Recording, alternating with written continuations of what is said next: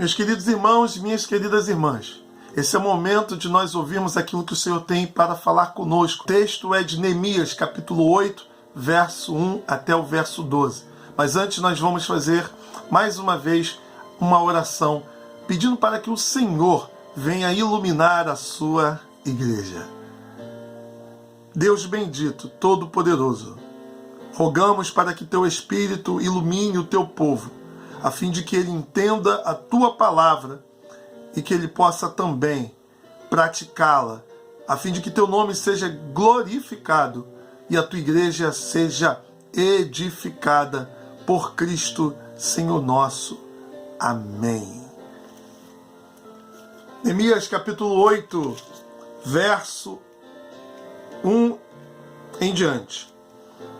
Em chegando o 7º mês, estando os filhos de Israel nas suas cidades, todo o povo se ajuntou como um só homem na praça diante da porta das águas. E disseram a Esdras, o escriba, que trouxesse o livro da lei de Moisés, que o Senhor tinha prescrito a Israel. Esdras, o sacerdote, trouxe a lei perante a congregação, tanto de homens como de mulheres, e de todos os que eram capazes de entender o que ouviam. Era o 1º dia do 7º mês. E leu no livro, diante da praça, que está à fronteira à porta das águas, desde a alva até ao meio-dia, perante homens e mulheres, e os que podiam entender. E todo o povo tinha os ouvidos atentos ao livro da lei. Esdras, o escriba, estava num púlpito de madeira, que fizeram para aquele fim. Estavam em pé junto a ele, à sua direita, Mititias, Sema, Anaías, Urias, Ilquias e Maazéias. E à sua esquerda, Pedaías, Isael, Malquias, Razum, Rasbadana, Zacarias e Mesulão. Esdras abriu o livro à vista de todo o povo, porque estava acima dele. Abrindo ele, todo o povo se pôs em pé. Esdras bendisse ao Senhor, o grande Deus. E todo o povo respondeu, Amém, Amém. E levantando as mãos, inclinaram-se e adoraram o Senhor com o rosto em terra. E Jesua, Bani, Serebias, Jame, Acube, Sabetai, Rodias, Maazéias, Quelita, Azarias, Josabade, Hanã, Pelaías e os levitas ensinavam o povo na lei, e o povo estava no seu lugar. Leram no livro da lei de Deus, claramente dando explicações de maneira que entendessem o que se lia. Neemias era o governador, e Esdras sacerdote e escriba. E os levitas que ensinavam todo o povo lhe disseram, Este dia é consagrado ao Senhor vosso Deus, pelo que não pranteeis nem choreis, porque todo o povo chorava, ouvindo as palavras da lei. Disse-lhe mais, Ide, comei carnes gordas, tomai bebidas doces e enviai porções aos que não têm nada preparado para si, porque este dia é consagrado ao nosso Senhor. Portanto, não vos entristeçais, porque a alegria do Senhor é a vossa força.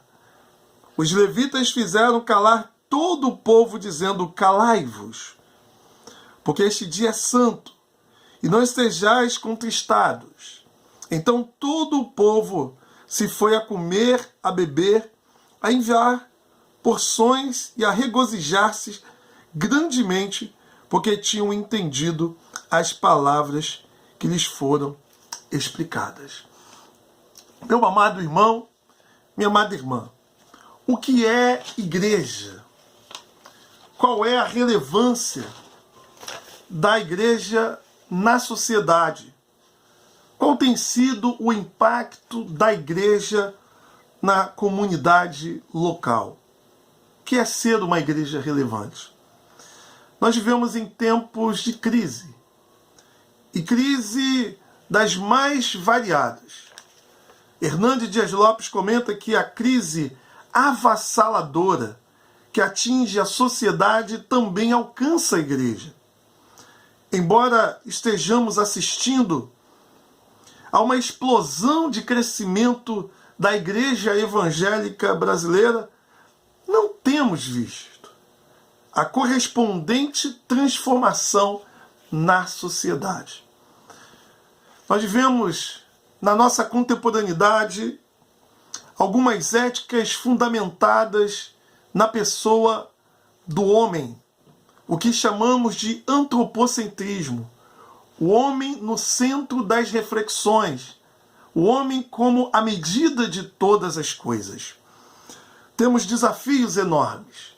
A sociedade atual é uma sociedade utilitarista, uma sociedade que mede o valor das coisas pelo aquilo que ela consegue alcançar de utilidade, de praticidade, sem medir o quanto determinadas coisas elas são certas.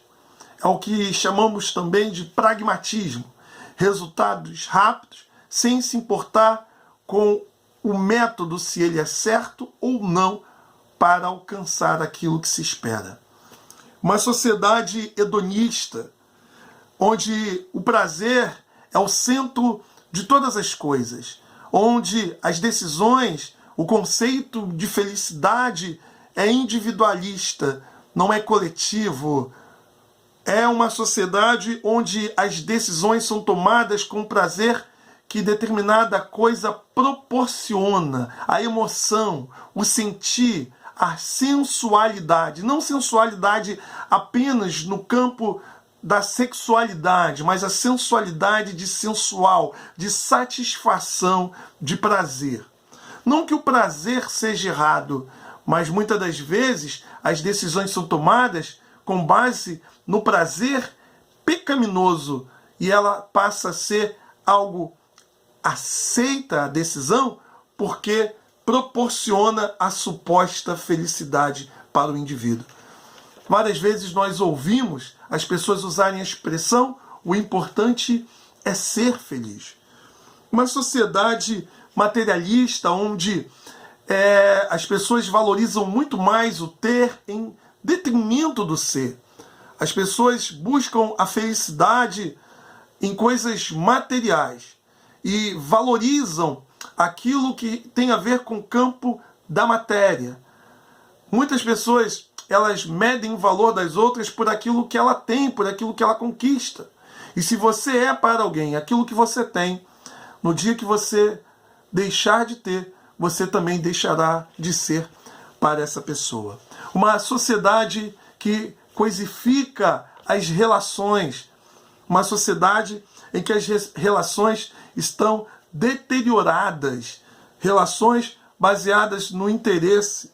Estamos vivendo em tempos em que as pessoas se preocupam muito mais em suas relações, em sacar, em extrair e não depositar, e não investir.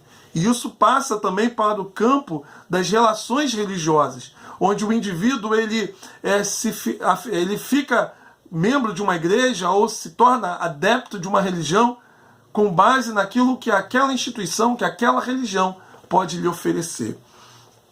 O pós-modernismo, que é uma característica da nossa sociedade, é o relativismo das coisas absolutas, daquilo que é absoluto. A verdade se torna relativa, cada um tem a sua verdade, não existindo assim então a verdade como um valor absoluto, como algo absoluto.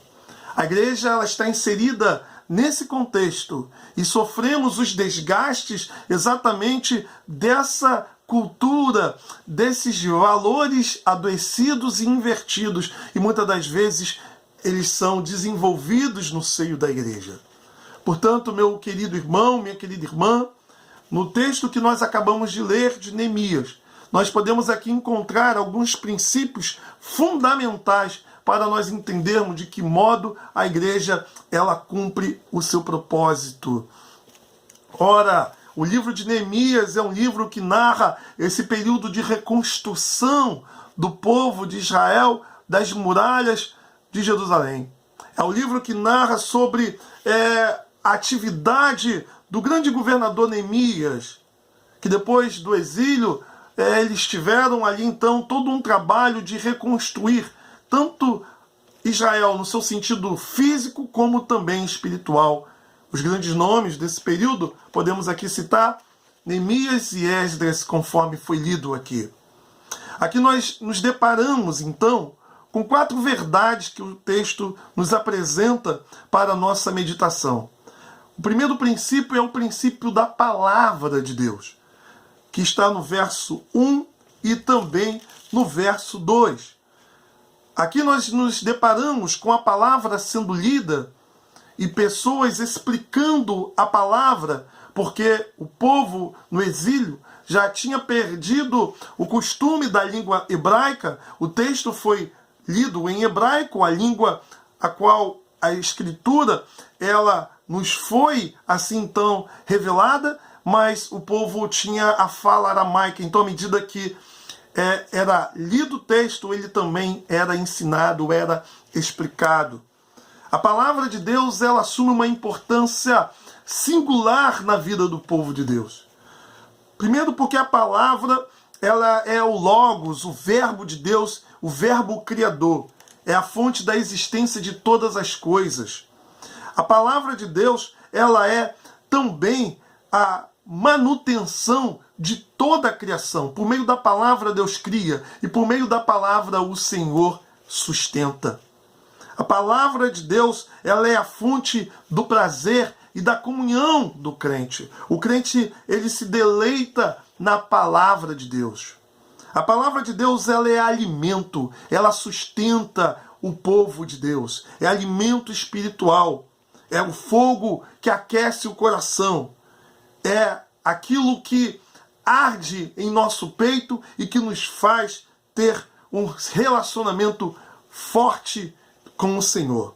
A palavra, ela é o centro da vida do povo de Deus, da vida da igreja. A palavra é o próprio Cristo, o Logos, que na plenitude do tempo, ele se fez homem e habitou entre nós. Hoje o Senhor nos deixa a sua palavra escrita, fonte de revelação, fonte de sustento, fonte de criação, porque por meio da palavra Deus continua criando, recriando homens que estavam na escuridão, nas trevas, numa vida completamente sem forma e vazia, e o Senhor, por meio da palavra, continua trazendo forma e dando existência, preenchendo o vazio do coração do ser humano. A palavra de Deus, quando a igreja se desvia, ela se mergulha numa escuridão, numa treva de valores adoecidos, de comportamentos que são reflexo de valores adoecidos e de distanciamento da verdade de Deus. No século XVI, a reforma protestante, em meio a uma igreja em caos, em crise, Deus levanta homens para poder colocar a palavra de Deus novamente no devido lugar e trazer a sua igreja para a palavra. A ausência da palavra é sinônimo de fracasso. Portanto, a palavra precisa ser lida, pregada, refletida, não apenas nos cultos dominicais, mas também nos nossos cultos domésticos, mas também no nosso cotidiano. A palavra de Deus é o centro da vida do cristão. A segunda verdade que o texto nos mostra é o que está no verso 6, que vai falar exatamente da adoração. A palavra lida trouxe contenção ao povo. Aquele povo, diante da palavra, ouvindo atentamente, ele se quebrantou. Portanto, o que traz quebrantamento, o que traz avivamento é a palavra do Senhor sendo pregada na sua fidelidade. E essa palavra, quando pregada, ela confronta a nossa vida de pecado, a nossa vida errante, e faz com que a gente se prostre diante do Deus Todo-Poderoso e peça a Ele perdão pelos nossos pecados. Aquele povo foi ali completamente confrontado pela palavra lida. Eles perceberam que a lei do Senhor, que eles não estavam vivendo de acordo com ela. E a palavra sendo explicada, a palavra sendo ali então falada, lida e aplicada àqueles corações, o povo teve como resultado um sentimento de contrição, de quebrantamento, uma confissão e ao mesmo tempo a adoração. Portanto, a adoração genuína vem da compreensão do Deus Santo que nós cremos, mas também do distanciamento do quanto nós estamos diante desse Deus com a nossa vida errante de pecado. Não vem pelos estímulos musicais ou pelos estímulos criados pelo ambiente para poder tentar fabricar um avivamento. Pelo contrário, a palavra ela é suficiente quando pregada de forma fiel, debaixo da ação do Espírito Santo, ela produz de fato verdadeiras conversões. A adoração, conforme o texto diz que aquele povo se prostrou e adorou, não tem muito a ver com aquilo que nós pensamos nos dias atuais. Geralmente, quando nós falamos de adoração, nós resumimos a adoração como se fosse um momento de música no culto ou cantar ao Senhor. Não. Adoração é muito mais do que música. Adoração é estilo de vida. Adoração é vida no altar, é quebrantamento constante, é santificação diária. A música ou as palavras de uma oração, elas são maneiras como nós nos achegamos a Deus e apresentamos a nossa adoração. Mas a adoração tem a ver com sacrifício, tem a ver com vida entregue plenamente, totalmente ao Senhor. Portanto, a adoração está ligada à palavra, porque a Bíblia vai nos dizer que Deus é Espírito e nós devemos o adorar em espírito e em verdade, conforme Jesus falou para a mulher samaritana em João 4, verso 23. Deus é Espírito, portanto, a forma neotestamentária de adorarmos ao Senhor é muito mais espiritual do que sensorial, conforme a religião do Antigo Testamento revelada temporariamente, aqueles elementos que estavam presentes no culto de Israel lá em Jerusalém, era um culto temporário, didático e pedagógico, apontando para Cristo, e Cristo é a realidade pela qual nós agora adoramos em qualquer lugar, como nesse momento que nós estamos vivendo de crise, cada um em suas casas, estamos, cada um de nós, em unidade, adorando ao Senhor em espírito, porque não nos está sendo dado a oportunidade da assembleia e da reunião, que é importante, que é fundamental, mas que nesse tempo que nós vivemos, nós buscamos outros recursos para invocar, adorar o nome do Senhor e continuarmos o nosso serviço de adoração cristã. Em verdade, porque a adoração, ela não é da maneira que eu penso e que eu acho, mas da maneira em que o Senhor revelou. Em espírito, em contraste com aquele modo visível e sensorial. Em verdade, em contraste com a falsa adoração. A adoração, ela precisa ser com base na revelação da palavra. Como os samaritanos haviam se afastado delas, Cristo então ensina para aquela mulher o modo correto que nós devemos nos achegar a Deus. Portanto, esse segundo elemento, a adoração, também está como uma das colunas da igreja do Senhor. Uma terceira verdade está no verso 10, 11 e 12 do texto. O verso 10 diz: Disse-lhes mais, ide comei carnes gordas, tomai bebidas doces, e enviai porções aos que não têm nada preparado para si, porque este dia é consagrado ao nosso Senhor. Portanto, não vos entristeçais, porque a alegria do Senhor é a vossa força. Aqueles homens estavam quebrantados diante da palavra ministrada, mas aquele dia era dia de festa e aqueles líderes exortam o povo a se alegrar. Ou seja, o povo se achega a Deus, tem consciência do pecado, confessa o pecado, e Deus assim então ministra nos corações e convida a se alegrar, porque em Deus nós encontramos salvação. O texto fala de comunhão, fala de participar, de compartilhar.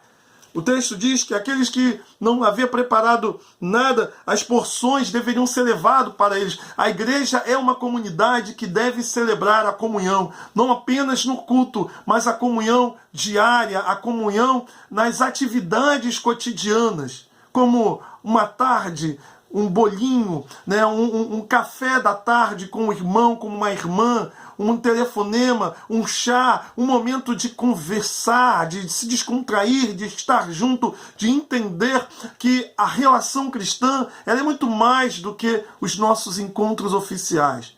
São relações verdadeiras que têm a ver com intimidade, de estar junto, de conversar, de compartilhar, de orar, de chorar, de se alegrar, de dividir o que temos. Portanto, a comunhão é uma realidade que não pode faltar na comunidade cristã. A comunidade cristã é uma comunidade que partilha, onde não há necessitado, onde ninguém tem falta daquilo que é necessário. Viver a vida cristã vai além das quatro paredes. É compartilhar a vida com o próximo. É viver como família, família de Deus, cumprindo o seu propósito, conforme Romanos 8, verso 29, que Deus nos predestinou para sermos conforme a imagem de seu Filho, que é Jesus Cristo, o primogênito dentre muitos irmãos. Quarta e última verdade, então, que eu compartilho com a igreja, é a verdade do verso 10, que diz ali no finalzinho: não vos entristeçais, porque a alegria do Senhor é a vossa força. A alegria é uma realidade presente no povo de Deus. Você é uma pessoa alegre. A alegria é uma realidade que está presente na vida do cristão. E a alegria do Senhor é que fortalece o povo. É o que, diante das lutas, das crises que nós passamos, das circunstâncias adversas que nós vivemos, é o que nos mantém de pé. É o que dá combustível ao cristão, em saber que nós nos alegramos no Senhor, que Ele é a fonte do nosso prazer, que Ele é a fonte da nossa alegria, que nele nós encontramos força e encorajamento para enfrentarmos os vales da vida. Nele nós entendemos que tudo que acontece tem uma finalidade, tem um propósito. Nele nós percebemos o quanto nos vales da vida ele se faz presente.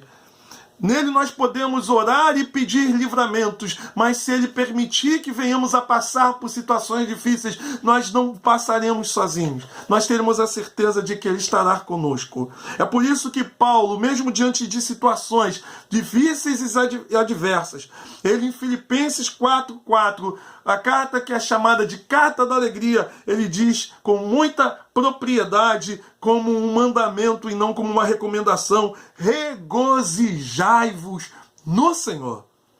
A alegria é uma marca do povo de Deus. Há uma canção muito conhecida, né, do nosso hinário, que vai dizer: sou feliz com Jesus. E é interessante que o autor dessa música, ele a compôs em uma situação completamente em que não havia nada para que ele pudesse se alegrar se ele olhasse para as circunstâncias. É o hino 108, e ele diz: sou feliz com Jesus. Que possamos, meus irmãos, ter a certeza que a nossa adoração, a nossa alegria, ela transcende as circunstâncias. E com isso, nós como igreja, nós cumprimos o nosso propósito, estabelecendo aqui então e revendo também o que foi falado, a palavra como o centro da nossa vida. Que possamos valorizar a palavra, que a igreja possa pregar a palavra, que a igreja de São João de Meriti pregue a palavra com poder e com autoridade, sendo fiel. Porque somente a palavra fiel e verdadeira sendo apresentada dos púlpitos e também de toda a atividade de ensino da igreja é que tem poder para transformar vidas e mantê-las de pé. É a adoração como expressão de uma vida que compreende quem Deus é e que compreende que a adoração é muito mais que canção, é um estilo de vida. É um estilo de vida em que o adorador ele se santifica diariamente, compreendendo que por onde ele põe a planta dos seus pés, ele é o sacrifício vivo do Senhor sobre o altar e apresenta ao Senhor uma adoração na mediação de Cristo Jesus. Entender que também a comunhão é algo que a igreja não pode abrir mão. É o que trabalha o relacionamento de edificação mútuo entre a comunidade. Compreender que a alegria é a marca da igreja cristã. Uma igreja que adora independente das circunstâncias. Como uma canção que diz, te adorarei, não importam as circunstâncias. Que isso seja sempre uma verdade, não apenas uma expressão de alguém que está cantando da boca para fora. Portanto, meu querido irmão, minha querida irmã, diante dessas verdades, a nossa igreja será uma igreja relevante, tanto para os de dentro quanto para os de fora. Quando colocarmos esses princípios como verdade, como nós dermos o testemunho do poder de Deus na vida do seu povo, através do anúncio da palavra para aqueles que estão próximo de nós, a fim de que eles também façam parte dessas realidades que aqui foram apresentadas. Que a Igreja Presbiteriana de São João venha rogar ao Senhor diariamente para que continue vivendo essas verdades anunciadas, para que cresçam na palavra, para que cresçam na adoração, para que cresçam na comunhão, para que cresçam na alegria do Senhor, não permitindo que as circunstâncias roubem essa alegria e retire de vós a vossa força. Que a igreja revestida do poder entenda e compreenda o propósito de Deus em cada momento. Compreenda os momentos bons como de celebração, os momentos difíceis como um momento de intensificação da nossa intimidade com o Senhor. Que a igreja possa se alegrar sempre no Senhor, pela graça que dá à igreja a oportunidade de completar mais um ano de vida e testemunhar de forma eficaz o Evangelho de Cristo para aqueles que necessitam ter um encontro verdadeiro com o Senhor. Deus abençoe ricamente, abundantemente, a amada Igreja Presbiteriana de São João de Meriti, a qual me dirijo essa palavra. Vamos orar mais uma vez e aqui encerro então a nossa participação. Pai eterno todo-poderoso, aplica essas verdades em cada coração. No dia de hoje, que a comunidade presbiteriana de São João de Meriti completa mais um ano de vida. Que seja uma igreja forte na palavra, na adoração, na comunhão e na alegria que vem do Senhor. A oração que fazemos em nome de Jesus Cristo. Amém. Que Deus abençoe a cada um dos amados irmãos. Paz e graça.